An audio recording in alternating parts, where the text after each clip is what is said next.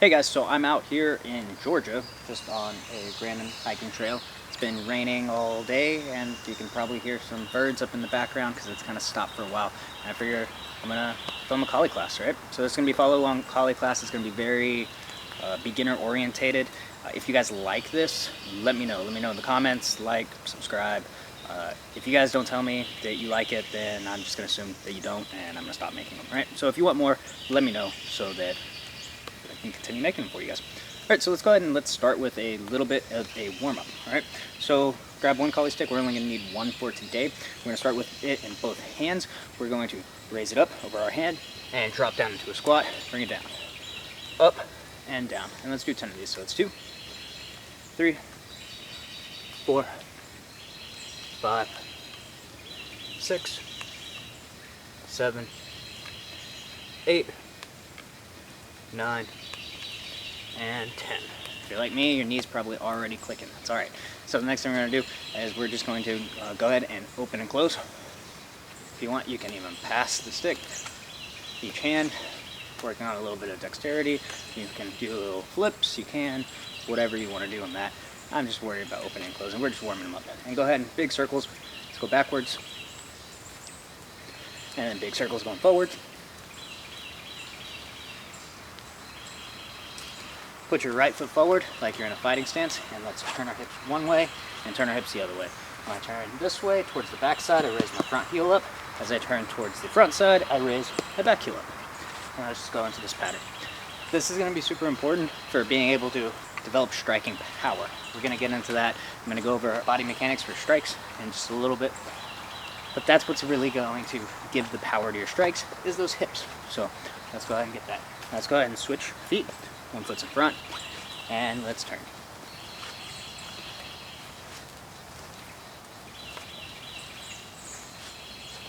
Turn those hips. Really turn those hips.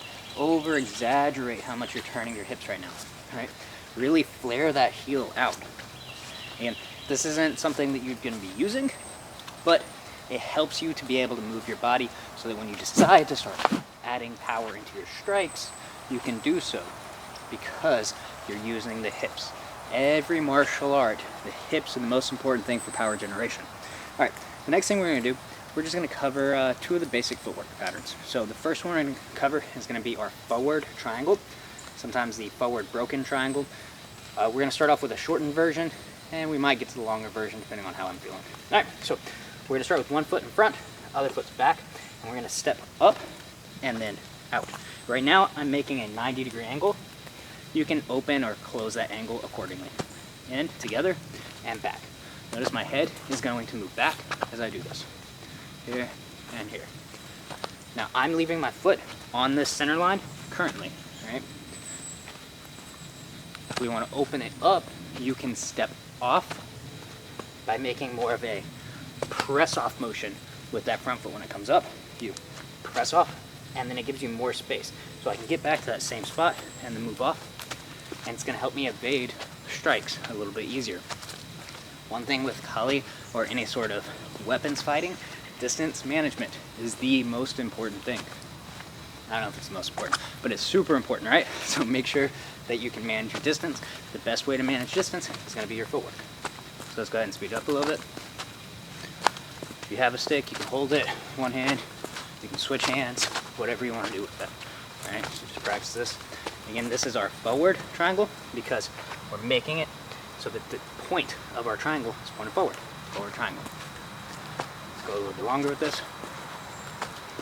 I'm going to go ahead and I'm going to turn around and do the same thing.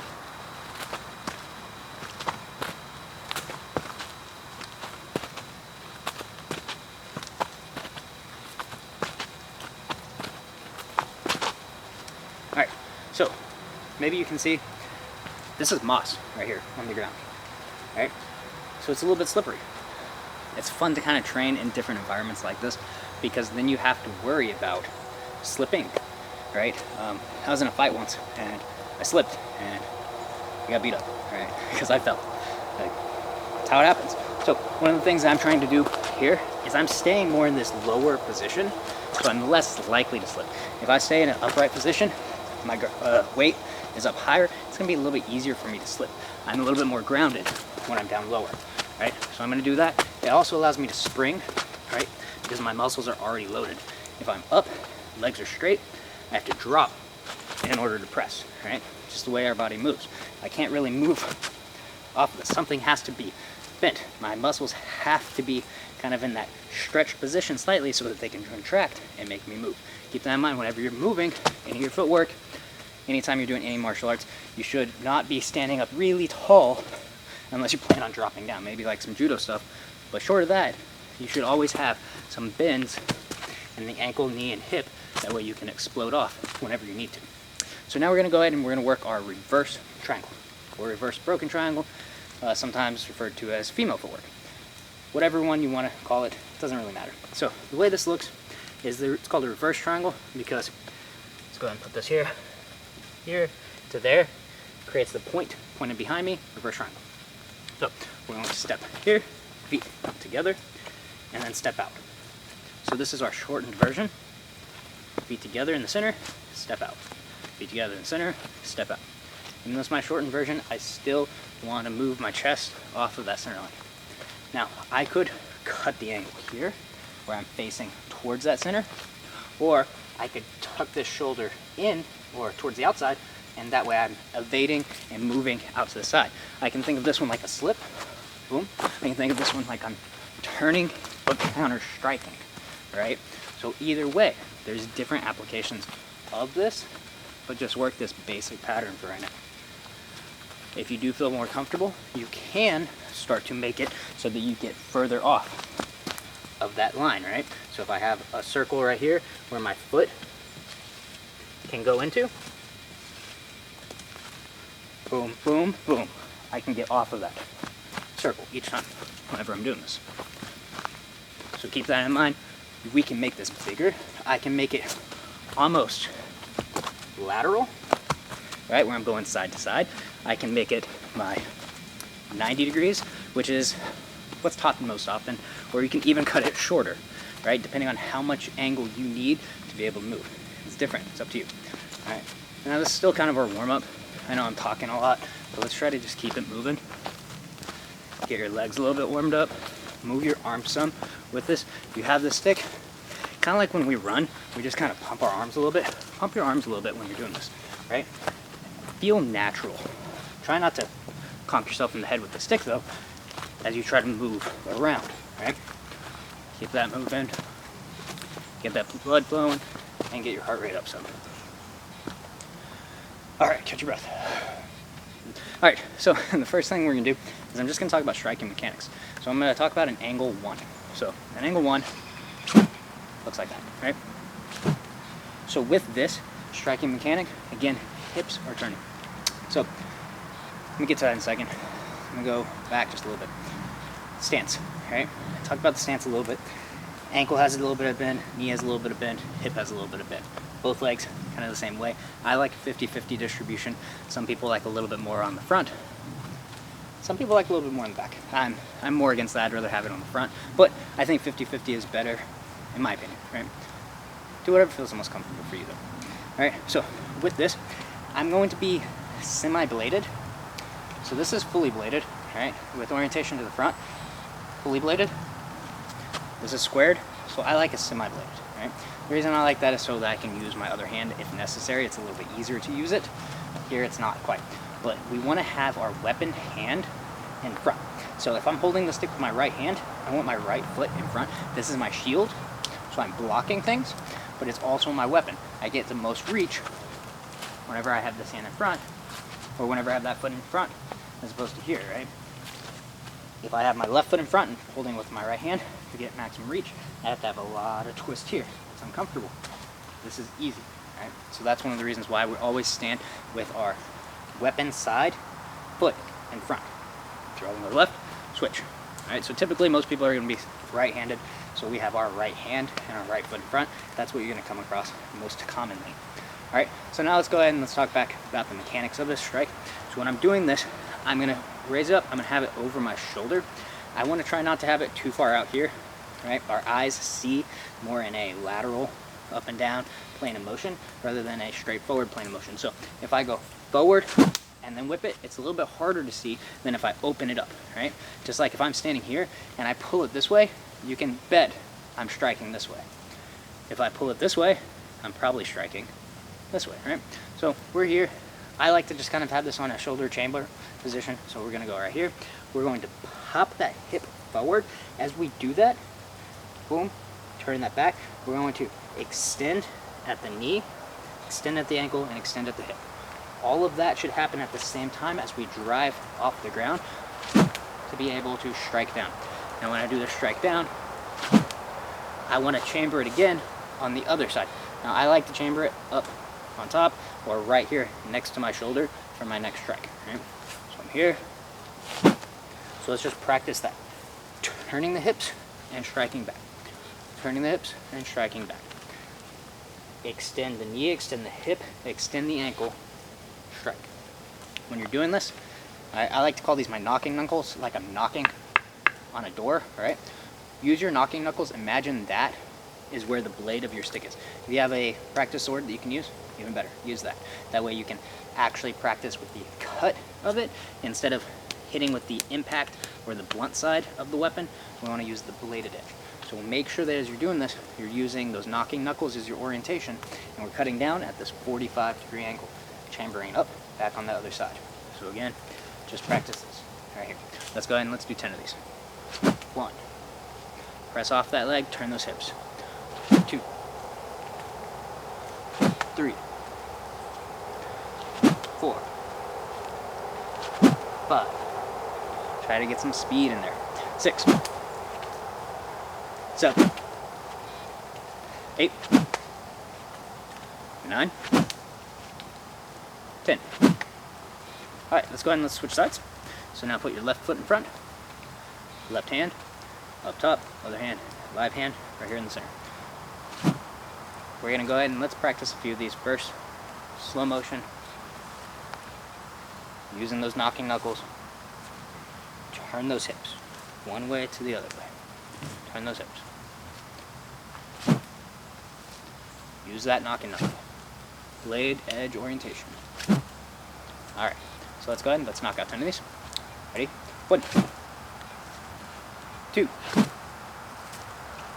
3, 4. Exhale as you exert the energy. 5, 6, 7, 8, 9, 10. All right, let's go ahead and let's switch back to our right side. Now we're going to put the stick over our left shoulder. So let's imagine we went 1, and now I want that hip already cocked and turned. And I want you to come back, pressing off of your back leg. So I'm going to show it from this angle. So 1, press off of this side,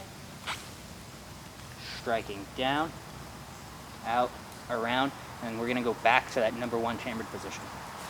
All right, so we're starting here, strike.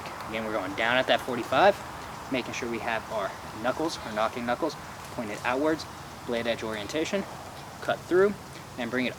And then just bring it right back to the other side. All right, let's go ahead and let's do 10 of these. Again, focus on pushing that hip, driving off the ground. This is like a cross, right? For boxers, press that hip. Squeeze those glutes whenever you do this. Ready? 1, 2, 3. Let's go ahead and let's add that in there as well. After you do that strike, up here, go ahead and just bring your arm over. 3, I think. 4. 5. 6. Cock that hip, get it ready. 7, unload it, press off. Cock it, get it ready. 8. 9. 10. Alright, one side, other side. So we're going to start off, number 2 chamber position. It's holding in my left hand, left foot's in the front, and it's on my right shoulder. I'm going to turn, raising my front heel up, and this is just to illustrate that my hips are getting into that cocked position so I can drive off my back leg, which is now my right leg. Ready? Let's go ahead and practice a few real quick. Get that motion down, put it here, and go over the head. Strike, over the head. All right, ready? 1, 2. I want you to be relaxed but strong as you're striking through. 3. And down at that 45-degree angle. 4. 5. 6.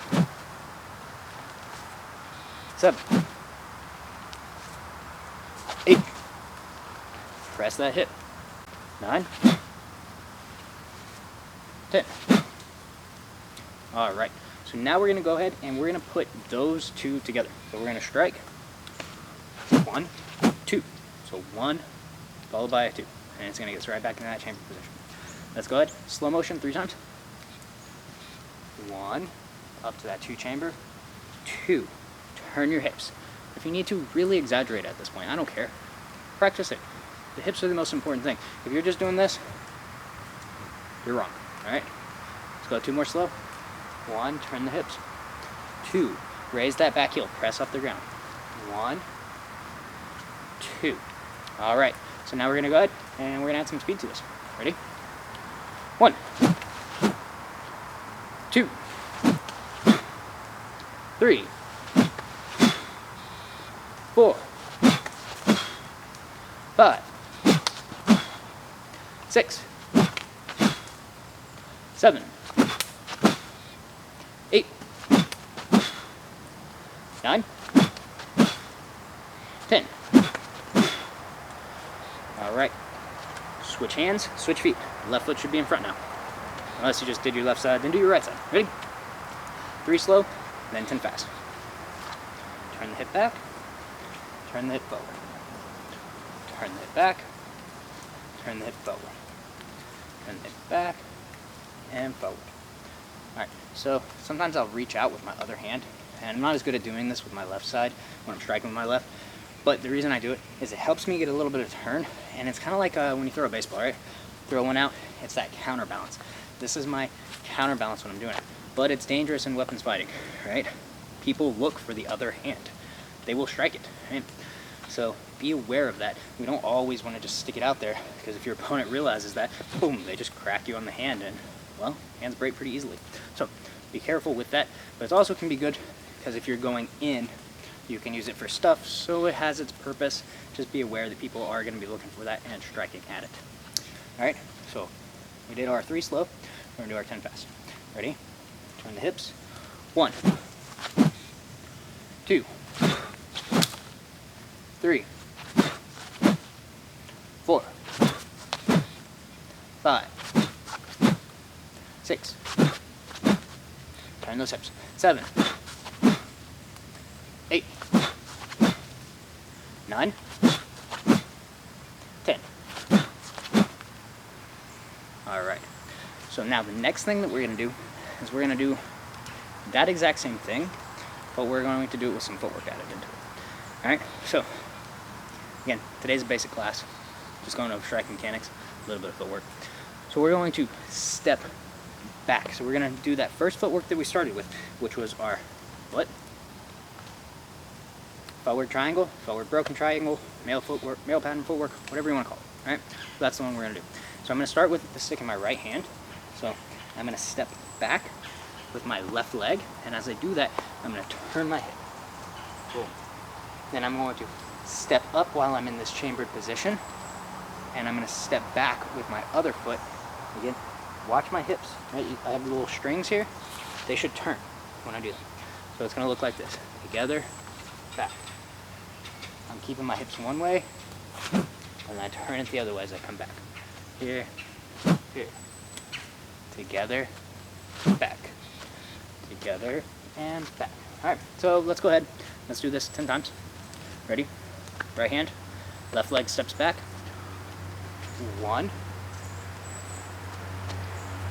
2. Oh my God, Adam, you said not to have the opposite foot in front. It's okay in movement, right? It's the rule that you should try to follow, but it gets broken, right? Because rules get broken, right? It's okay to have the opposite foot in front in movement, because chances are after that you're probably going to move again and return back to the correct side in front. All right, so let me just get that out of the way. What number are we on? 2. Cool. Step back. 1. Step back. 2. Turn the hips. 1, 2, and that's 3. And 4. 1, 2. 5. 1, 2. Stay relaxed. Turn those hips. 6. 1, 2. 7. 2. 8. 9. 10. Alright, now let's go ahead and do the same thing with the other side. Alright, a few practice ones first, where we add any speed. Left hand holds the stick, right leg steps back at that. From here, it's a 45-degree angle, but our whole pattern is going to be moving at 90. So I step back, I turn my hips as I do that strike. Here, and strike. Strike, step, strike. Strike, strike. Alright, now we're going to add a little bit more speed into this. Ready? And if you need to, you can go slow in between the 2 strikes, but have some speed with the individual strikes. So what that means is I step back, 1, see how I'm kind of slow down here, 2. So if you need to practice the footwork and put it all together, it's okay. Go at your own speed, but try to add a little bit more speed as we go through this. Ready? 2. 3. 4. 5. 6. 7. 8. 9. 10. Take a breath in and out. Alright, so the next thing that we're going to do, what was the other footwork pattern? You tell me, go ahead and do it real quick. This is a follow-on class. If you're not doing it with me, do it. You should be doing this with me, right? This isn't just a watch and, well, I'll try it later. Follow on. Get some repetitions in. Alright, so now because you've thought about it, you know the next one is our reverse triangle footwork, reverse broken triangle, female pattern footwork, whatever you want to call it. Alright, so now, right hand, right foot steps out. I'm going to plant, turn. I'm going to come back, step with my other foot, plant, turn. Alright, so notice now I'm stepping, and then I'm going to turn. So the way that I want you to step is I want you to step with your shoulders squared towards that. Alright, here's the center, 45. Alright, so if my first one is that way, I'm going to step, my shoulders are squared at that 45, and then I come back. Now notice I'm basically pointing back towards my back foot. I step up, I step squared the other 45, and then I turn. Together, step, turn. Alright? So that's the way we're going to be doing this one. Let's practice one more time on each side for this side.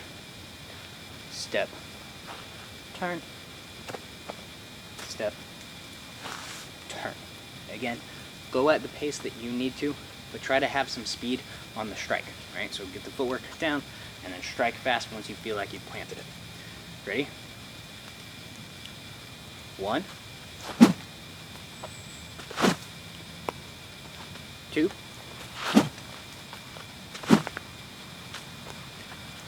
3, 4, 5, 6, 7, 8, 9, 10. Alright, so we're going to do the other side, but I kind of want to mention something. Why are we focusing so much on striking mechanics for a weapon, right? The idea is so it's more interchangeable than anything else. And the reason why I asked that question simply is Kali was meant to be used with not quite sticks, but with swords, right? Machetes, whatever you want to call them. But a bladed edge, right? A bladed edge doesn't have to be swung with perfect body mechanics. I can do that right there and kill somebody, right? You hit them at the right target, it's a sharp enough blade, you can, right? So some of these will actually get shortened down.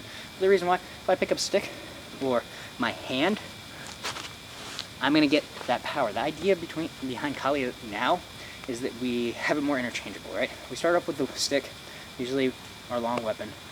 Some people go to the bow staff, but stick, most common thing that you're gonna start off. And then you usually go towards shorter blades, shorter sticks, then you go to knives, then you go to open hand, right? It's supposed to be interchangeable. So we want these concepts to work for anything, right? Overarching.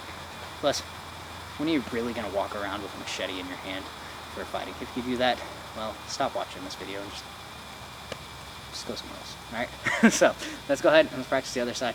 But that's why I want to focus on the mechanics, not just, oh, I can kill you with a sword, right?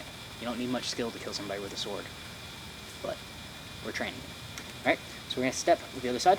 So now I'm holding with my left hand, step with my left foot, squared towards that 45, turn, step, squared, turn, step, squared, turn, step, square, turn, one more, together, 45, turn, together, step, turn. Alright, so now let's go ahead and let's add a little bit more speed to it. You can practice on your power, you can practice on your fluidity. I don't care, right? Whichever one you want to practice on. Ready? 1, 2, 3, 4, 5. So this would be me practicing my fluidity. And power. 6, 7, 8. Turn your hips. Step. Turn your hips. 9. And 10. Turn. Turn. Alright, so we did both hands, and all we did was a 1 followed by 2, and we added our footwork, right? Went over the striking mechanics. Hopefully now you can tell, or at least know why it's important and how to use your body, right? I really want you thinking of this, it's the same as our jabs, our crosses. Anytime we use these hips, right? Boom, I'm driving off that back leg. I'm always kind of a lower stance, right? So that I can move around much easier. Keep these things in mind whenever you're training.